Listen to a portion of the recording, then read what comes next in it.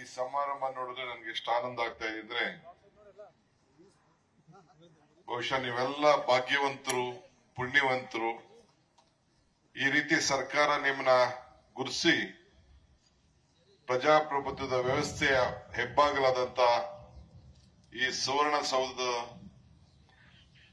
ಮುಂದೆ ಕರೆಸಿ ನಿಮ್ಮ ಬದುಕಿನಲ್ಲಿ ಬದಲಾವಣೆಯನ್ನು ಮಾಡಬೇಕು ಅಂತೇಳಿ ತೀರ್ಮಾನ ಮಾಡಿ ಇಷ್ಟು ದೊಡ್ಡ ಮೊತ್ತದ ಸಹಾಯವನ್ನ ಮಾಡಂತ ಒಂದು ದೊಡ್ಡ ತೀರ್ಮಾನ ಮಾಡಿ ಅದಕ್ಕೆ ಫಲಾನುಭವಿಗಳಾಗಿದ್ದೀರಲ್ಲ, ಇದು ನಿಮ್ಮ ಭಾಗ್ಯ. ನಿಮ್ಮನ್ನ ನೋಡುವಂತದ್ದು ನಮ್ಮ ಭಾಗ್ಯ ಅಂತೇಳಿ ನಾನು ಭಾವಿಸಿಕೊಂಡಿದ್ದೇನೆ. ಪ್ರಜಾಪ್ರಭುತ್ವದ ವ್ಯವಸ್ಥೆಯಲ್ಲಿ ಕಾರ್ಯಾಂಗ, ಶಾಸಕಾಂಗ, ನ್ಯಾಯಾಂಗ, ಪತ್ರಿಕಾರಂಗ, ಈ ವಿಧಾನಸೌಧ ಪ್ರಜಾಪ್ರಭುತ್ವದ ವ್ಯವಸ್ಥೆ. ಇವು 4 ಪಿಲ್ಲರ್ಗಳು, 4 ಆಧಾರ ಸ್ತಂಭ.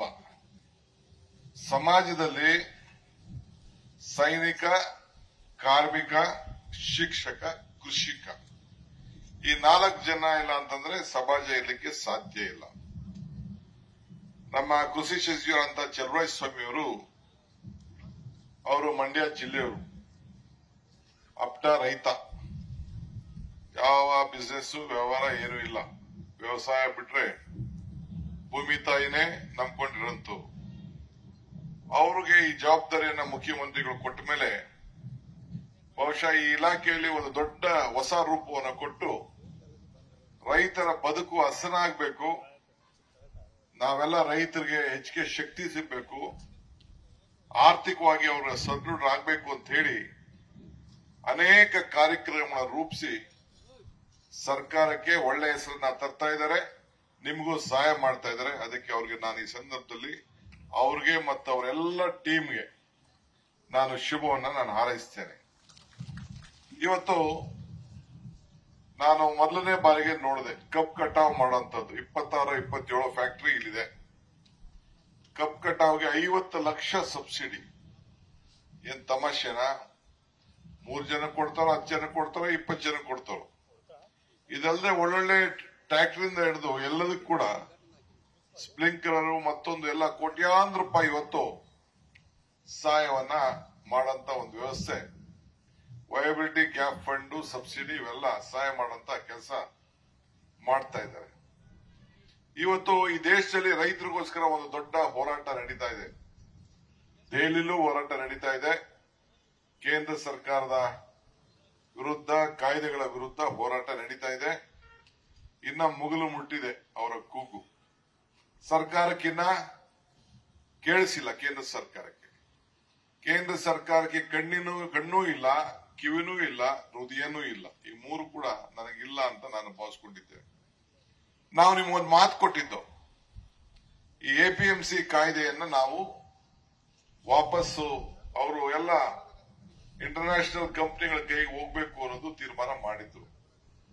ನಾವು ರೈತರ ಕೈಲೇ ಇರಬೇಕು ಅಂತೇಳಿ ನಾವು ತೀರ್ಮಾನ ಮಾಡಿ ನಾವು ಚುನಾವಣಾ ಸಂದರ್ಭದಲ್ಲಿ ಅದಕ್ಕಿಂತ ಮುಂಚಿತವಾಗಿ ಎಲ್ಲ ಬಂದು ಭೇಟಿ ಮಾಡಿ ನಿಮ್ಗೆ ಶಕ್ತಿ ತುಂಬಬೇಕು ಅಂತೇಳಿ ಈಗ ಮೊನ್ನೆ ತಾನೇ ನಮ್ಮ ಶಿವಾನಂದ ಪಾಟೀಲ್ ರವರು ಬಹಳ ಜಾಣದಿಂದ, ಬುದ್ಧಿವಂತಿಕೆಯಿಂದ ಅಪ್ಪರ್ ಹೌಸ್ ಅಲ್ಲಿ ಬಹಳ ಬುದ್ಧಿವಂತೆಯಿಂದ ಅದನ್ನ ಪಾಸು ಕೂಡ ಮಾಡಿಸಿ ನಿಮ್ಮ ರಕ್ಷಣೆಗೆ ಸರ್ಕಾರ ಬಂದಿದೆ.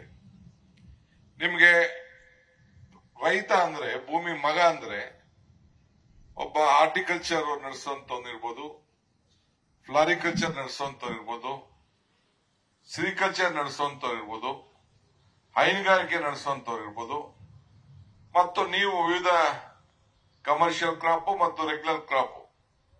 ಈಗ ನನಗೆ ಬರ್ಬೇಕಾದ್ರೆ ನಾನು ಸಿದ್ದರಾಮಯ್ಯನವರು ಮಶ್ರೂಮ್ ನಲ್ಲಿ ಚಕ್ಲಿ ಮಾಡೋದನ್ನ ಇಬ್ರು ತಿನ್ಕೊಂಡು ಬಂದೋ, ಅಲ್ಲಿ ಯಾರೊಬ್ಬ ರೈತ ಕೊಟ್ಟ. ಅಂದ್ರೆ ಎಲ್ಲ ತರದ ಮಾರ್ಕೆಟ್ ಅಲ್ಲೂ ಕೂಡ ನಿಮ್ಮನ್ನ ಬಿಡಬಾರದು ಅಂತ ಹೇಳಿ ನಿಮ್ಗೆ ಆರ್ಥಿಕವಾದಂತ ಶಕ್ತಿ ತುಂಬುವಂತ ಕೆಲಸ ಮಾಡ್ತಾರೆ. ನಾನು ರೇಷ್ಮೆ ಬೆಳೀತಾ ಇದ್ದೀನಿ. ರೇಷ್ಮೆ ಬೇರೆ ಬೇರೆದೆಲ್ಲ ಬೆಳಿತೀನಿ. ಅರ್ಶನ ಎಲ್ಲ ನಾವೆಲ್ಲ ಸ್ವಂತ ಬೆಳಿತೀವಿ. ನಮ್ಮ ಅಡಕೆ ಮತ್ತೊಂದು ಎಲ್ಲ ಬೆಳಿತೀವಿ. ನನಗೆ ಅರಿವಿದೆ, ಈ ಭಾಗದಲ್ಲಿ ನಮ್ಮ ರಾಮನಗರದಲ್ಲಿ, ನಮ್ಮ ಕ್ಷೇತ್ರದಲ್ಲೆಲ್ಲ ಒಳ್ಳೆ ಅತಿ ಹೆಚ್ಚು ರೇಷ್ಮೆನ ನಾವು ಬೆಳಿತೀವಿ. ಬೆಳೆದಂತ ಸಂದರ್ಭದಲ್ಲಿ ನಾವು ಬಹಳ ಉತ್ತಮವಾಗಿ ಮಾಡ್ತಾ ಇದೀವಿ ಅಂತ ನಾನು ಅನ್ಕೊಂಡಿದ್ದೆ. ಮೊನ್ನೆ ಮಾರ್ಕೆಟ್ಗೆ ಹೋಗಿದ್ದೆ ನಾನು, ಕಳೆದ ಸ್ವಲ್ಪ ದಿನದಿಂದ. ಅತಿ ಹೆಚ್ಚು ಉತ್ತರ ಕರ್ನಾಟಕದಿಂದ ನಿಂಬಾಗ, ಹಾವೇರಿ, ಗದಗು ಈ ಸುತ್ತಮುತ್ತಲಿಂದ ಕೂಡ ಇದನ್ನ ಗಮನದಲ್ಲಿಟ್ಕೊಂಡು ಇಲ್ಲಿಂದನೂ ಕೂಡ ಹೆಚ್ಚಿಗೆ ರೇಷ್ಮೆ ಬಯೋಟಿನ್ ಗೂಡು ಕೂಡ ನಮ್ಮ ಭಾಗಕ್ಕೆ ಬರ್ತಾ ಇದೆ. ಅದು ಬಟ್ಟೆಯಾಗಿ ಪರಿವರ್ತನೆ ಆಗ್ತಾ ಇದೆ. ಚೈನಾ ರೇಷ್ಮೆ ಸ್ವಲ್ಪ ಕಂಟ್ರೋಲ್ ಇರೋದ್ರಿಂದ ಇಲ್ಲೂ ಕೂಡ ಒಂದು ದೊಡ್ಡ ಅದಕ್ಕೊಂದು ಶಕ್ತಿ ತುಂಬಿದೆ. ನಮ್ಮ ಹೈನುಗಾರಿಕೆಯಲ್ಲಿ ಹಾಲಕ್ಕೆ ಸಂಬಂಧಪಟ್ಟಂತ ಪದಾರ್ಥಗಳು, ಹೂವು, ಹಣ್ಣು ಪದಾರ್ಥಗಳು. ಈಗ ನಾನು ನಮ್ಮ ಸೌದಿಯವರ ಕ್ಷೇತ್ರಕ್ಕೆ ಅತಣಿಗೆ ಹೋಗಿತ್ತು. ಕಪ್ ದ್ರಾಕ್ಷಿ ನಮ್ಮ ಹೆಬ್ಬೆಟ್ಟಿಗಿನ ದಪ್ಪ ಇತ್ತು. ಕಪ್ ದ್ರಾಕ್ಷಿ ಕೇಳಿದೆ ಎಲ್ಲಿದ್ದು ಅಂತ. ಇಲ್ಲೇ ಲೋಕಲ್ ಅಲ್ಲೇ ಬೆಳೆದಿದ್ದು ಅಂತ ಹೇಳ್ತಾ ಇದ್ರು. ಸೌದಿಯವರು ದಾಳಿಂಬೆನೂ ತೋರಿಸ್ತಾ ಇದ್ರು. ಈ ಭಾಗದಲ್ಲೇ ದಾಳಿಂಬೆನೂ ಬೆಳಿತಾರೆ ಅಂತೇಳಿ. ಹಂಗೆ ಇದು ಸಕ್ಕರೆ ನಾಡು ಈ ಭಾಗದಲ್ಲಿ. ಬಹುಶಃ ನೀವೆಲ್ಲ ಈ ದೊಡ್ಡ ನದಿಗಳನ್ನ ಇಟ್ಕೊಂಡು, ದೊಡ್ಡ ದೊಡ್ಡ ನದಿಗಳು ಹೆಚ್ಚು ಕಮ್ಮಿ, ಬಹುಶಃ ನಾನು ಎಸ್ಕಾಂ ಇದನ್ನ ಪವರ್ ಮಿನಿಸ್ಟರ್ ಆಗಿ ನಾನು ಗಮನಿಸಿದ್ದೇನೆ. ನಿಮ್ ಎಸ್ಕಾಂ ಅಲ್ಲಿ ನೀವು ಕರೆಂಟ್ ಅನ್ನ ಉಪಯೋಗಿಸಿ ನಿಮ್ಗೆ ಅನುಕೂಲ ಆಗ್ತಾ ಇರೋಷ್ಟು ಇಡೀ ರಾಜ್ಯದಲ್ಲಿ ಯಾವ ಭಾಗದಲ್ಲೂ ಅನುಕೂಲ ಆಗ್ತಾ ಇಲ್ಲ. ಬಟ್ ಅಷ್ಟೇ ರೈತರು ಇವತ್ತು ಕಬ್ಬು ಬೆಳೆಯೋದಿರ್ಬೋದು, ಬೇರೆ ಏನೇ ಮಾಡಲಿ, ಇಲ್ಲಿ ಉತ್ತಮವಾಗಿ ವ್ಯವಸಾಯನ ಮಾಡಿಕೊಂಡು ನಿಮ್ಮ ಬದುಕಿನಲ್ಲಿ ಹಸನ ಮಾಡಿಕೊಂಡಂತ ಕೆಲಸ ನೀವೆಲ್ಲ ಮಾಡ್ತಾ ಇದ್ದೀರಿ. ನಾನು, ಮುಖ್ಯಮಂತ್ರಿಗಳು, ನಾವೆಲ್ಲ ಇವತ್ತು ಮಂತ್ರಿಗಳು, ನಮ್ಮ PWD ಮಿನಿಸ್ಟರ್, ಕೃಷಿ ಮಂತ್ರಿಗಳು, ಮತ್ತೆಲ್ಲ ಶಾಸಕರು, ಲಕ್ಷ್ಮಿ ಅವರು ಎಲ್ಲ ಏತಿಗೆ ಅಂದ್ರೆ ನಿಮ್ಮ ರೈತರ ಬದುಕಿನಲ್ಲಿ ಬದಲಾವಣೆ ಮಾಡಬೇಕು. ಹಿಂದೆ ಸರ್ಕಾರ ನಿಮ್ಮ ಆದಾಯಗಳನ್ನ ಡಬಲ್ ಮಾಡ್ತೀವಿ ಅಂತ ಮಾತು ಕೊಟ್ಟಿದ್ರು. ಅದು ಕೊಡಕ್ ಆಗದೆ ಹೋದ್ರು, ಅವ್ರು ಮಾಡದೆ ಹೋದ್ರು. ನಾವು ನಿಮ್ಮ ಬದುಕಿಗೆ ಒಂದು ಶಕ್ತಿ ಕೊಟ್ಟು ನಿಮ್ಮ ಕುಟುಂಬದಲ್ಲಿ ನಮ್ಮ ಸರ್ಕಾರ ನಿಮ್ಮ ಪರವಾಗಿ ನಿಂತಿದೆ ಅನ್ನೋ ಒಂದು ದೊಡ್ಡ ಸಂದೇಶವನ್ನು ಕೊಡೋ ದೃಷ್ಟಿಯಿಂದ ಇವತ್ತು ಇಲ್ಲಿಗೆ ಬಂದಿದ್ದೇವೆ. ಪ್ರಜಾಧ್ವನಿ ಯಾತ್ರೆ ಪ್ರಾರಂಭ ಮಾಡಿದಾಗ ನಿಮ್ಮ ಜಿಲ್ಲೆನೇ ಆಯ್ಕೆ ಮಾಡ್ದೋ, ಈ ಬೆಳಗಾಂನೇ ಆಯ್ಕೆ ಮಾಡ್ದೋ, ಕಾಂಗ್ರೆಸ್ ನಾಯಕತ್ವ ವಹಿಸಿಕೊಂಡಂತ ಜಾಗಕ್ಕೆ ಹೋಗಿ ಆ ಬಾವಿಲಿ, ಗಾಂಧಿ ಬಾವಿಲಿ ನೀರು ತೆಗೆದಿ, ನೀರನ್ನ ಚೆಲ್ಲಿ ಕಸ ಗುಡಿಸಿ ಇಲ್ಲಿಂದ ಪ್ರಾರಂಭ ಮಾಡಿ ನಿಮ್ಮ ಮನೆಗಳಿಗೆ 200 ಯೂನಿಟ್ ಉಚಿತವಾದಂತ ಗೃಹಜ್ಯೋತಿ ಕಾರ್ಯಕ್ರಮ ರೂಪಿಸಿದಂತ ಒಂದು ದೊಡ್ಡ ಭೂಮಿ ಇದು. ಯುವಕರಿಗೆ, ನಿರುದ್ಯೋಗಿ ಯುವಕರಿಗೆ ಇದೇ ಭೂಮಿಯಿಂದ ಬಂದು ರಾಹುಲ್ ಗಾಂಧಿ ಅವರು ಇಲ್ಲೇ ಬಂದು 3,000 ರೂಪಾಯಿ ಕೊಡ್ತೀನಿ, ಡಿಪ್ಲೊಮಾ ಅವರಿಗೆ 1,500 ಕೊಡ್ತೀವಿ ಅಂತ ಹೇಳಿದ್ರು. ಈ ಕ್ಷೇತ್ರದ ಶಾಸಕರ ಮುಖಂಡತ್ವದಲ್ಲಿ ಇವತ್ತು ತಮ್ಗೆಲ್ಲ ಗೊತ್ತಿದೆ 36,000 ಕೋಟಿ ರೂಪಾಯಿ, 1,20,00,000 ಹೆಣ್ಮಗಳಿಗೆ ಇದು 2,000 ರೂಪಾಯಿ, 2,000 ರೂಪಾಯಿ ಅವ್ರ ಅಕೌಂಟ್ಗೆ. ಯಾರು ಮಧ್ಯಸ್ಥರಲ್ಲ, ಯಾರು ಮೀಡಿಯೇಟರ್ಗಳಿಲ್ಲ. ಅಕ್ಕಿ ಇರ್ಬೋದು, ಶಕ್ತಿ ಇರ್ಬೋದು, ಎಲ್ಲ ಯೋಜನೆಗಳಿಗೆ ಯಾವುದೇ ಕಾರ್ಯಕ್ರಮ, ನಮ್ಮ 5 ಗ್ಯಾರಂಟಿ, ಈ 5 ಬೆರಳು, 5 ಗ್ಯಾರಂಟಿ, ಈ ಮುಷ್ಟಿ, ಈ ಕೈ ಎಲ್ಲ ಗಟ್ಟಿ ಆಗ್ಲಿಕ್ಕೆ ನೀವೆಲ್ಲ ನಮ್ಗೆ ಶಕ್ತಿ ಕೊಟ್ಟಿದ್ದೀರಿ. ನಿಮ್ಗೆ ಒಳ್ಳೇದಾಗ್ಲಿ, ಶುಭ ಆಗ್ಲಿ. ನೀವು ನಮ್ ಕೈ ಹಿಡಿತೀರೋ ಇಲ್ಲ? ಕೈ ಎತ್ತಿ ನೋಡೋಣ. ಬಹಳ ಸಂತೋಷ. ನೋಡು, ಬಹಳ ಕೇಳಿದ್ರು.